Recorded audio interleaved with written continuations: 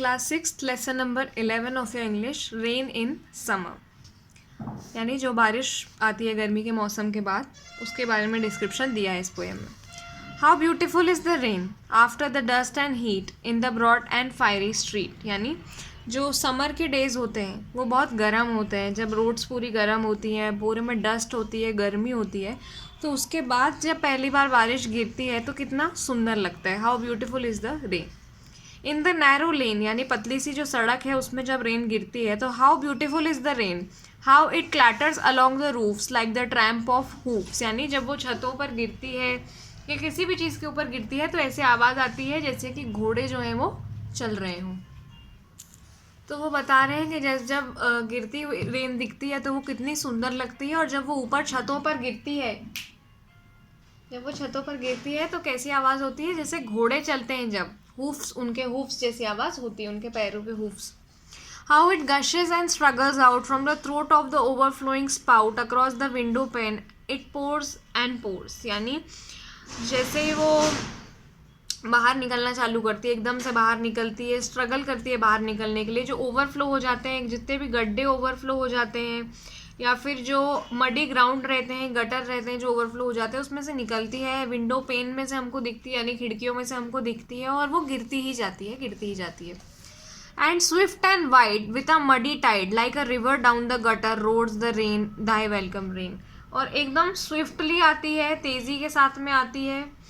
Muddy tides में आती है, जैसे कि कोई नदी हो जो बहुत ज़्यादा आवाज़ कर रही है.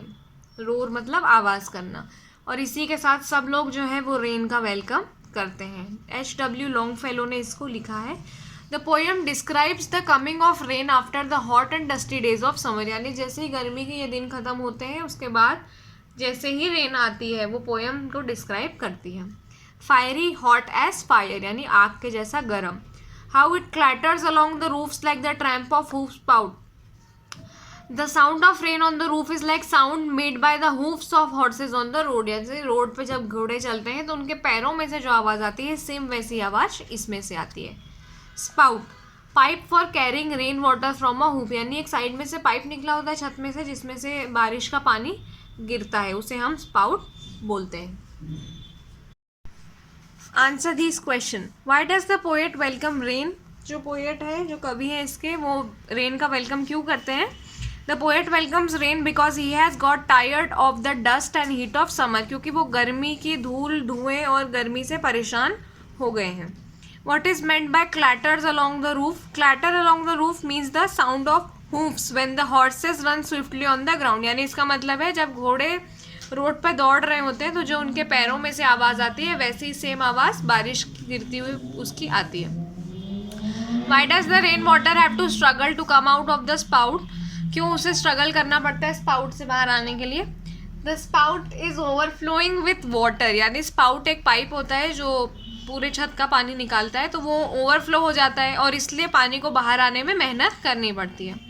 How does the rain water flow down the gutter, the rain water swiftly come into the gutter, यानी एकदम तेज़ी के साथ वो गटर में आ जाता है और एकदम ऐसी आवाज़ करता है जैसे कोई बहुत बड़ी नदी हो.